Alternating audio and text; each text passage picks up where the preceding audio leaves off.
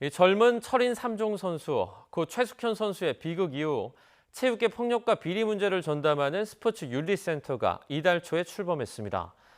그런데 어찌된 영문인지 출범 보름이 되도록 스포츠 윤리센터는 업무에 착수하지 않고 있는데요. 이러는 사이 폭력과 성폭력 등 도움을 호소하는 신고 건수는 폭증했습니다. 양시창 기자입니다.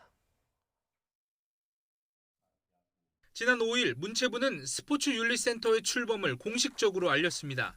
고 최숙현 선수 사건에서 다시 한번 필요성을 확인한 스포츠 비리 전담 독립기구입니다. 스포츠윤리센터는 인권과 수사 법조 분야의 전문가들로 조직되어 체육계의 영향력으로부터 차단이 가능합니다. 또한 통합된 신고 조사 시스템을 통해서 즉각적인 고발 및 징계 조치가 가능합니다. 그런데 스포츠윤리센터는 출범 이후 지금까지 사실상 개점 휴업 상태입니다. 출범 준비가 한창이던 지난달 29일 대한체육회가 문체부에 보낸 공문입니다. 기존 체육계 비위 조사와 상담 업무를 전담하던 클린 스포츠센터가 인력 부족에 조사 요청 건수 증가로 업무에 어려움이 있으니 8월 중 업무를 이관해달라는 요청입니다. 법 시행일에 맞춰 업무를 이관해달라는 상식적인 요청인데 문체부의 답변은 눈을 의심하게 합니다. 신고 접수와 조사 등 윤리센터 업무를 클린 스포츠센터에서 당분간 지속하라고 돼 있습니다.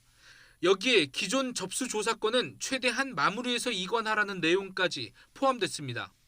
이른바 최숙현법으로 불리는 국민체육진흥법 개정안의 시행일은 지난 5일. 시행일에 맞춰 스포츠윤리센터는 출범했지만 보름 가까이 업무 착수는커녕 사실상 하급기관에 일을 떠넘기고 있는 겁니다. 법인 등기와 사업자 등록 등 행정 처리가 아직 다 완료되지 않았다는 이유입니다. 대외적인 활동이 유효하려면 법원의 등기가 있어야 돼요.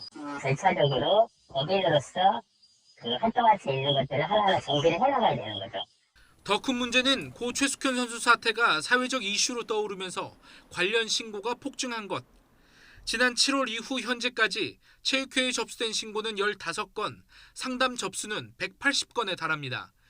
이 중 60%는 폭력 또는 성폭력 관련 내용입니다.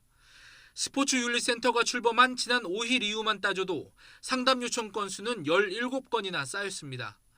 이관을 앞두고 직원 수가 줄어든 클린 스포츠센터에서 내실 있는 조사가 어려울 수밖에 없는 이유입니다. 지금 인력도 그렇고 여유가 안 돼가지고 정말 아주 급한 건들 있잖아요. 그러니까 정말 위기에 있는 건들도 이제 처리하기가 조금 급한 상태이긴 해요. 문체부는 YTN 취재진에 이달 중 준비를 마무리하고 9월부터는 업무에 착수하는 게 목표라고 설명했습니다. 하지만 법에 명시된 업무를 차일 피일 하급기관에 미루는 사이 제2의 최숙현 사태가 나올지 모른다는 우려는 더 커지고 있습니다. YTN 양시창입니다.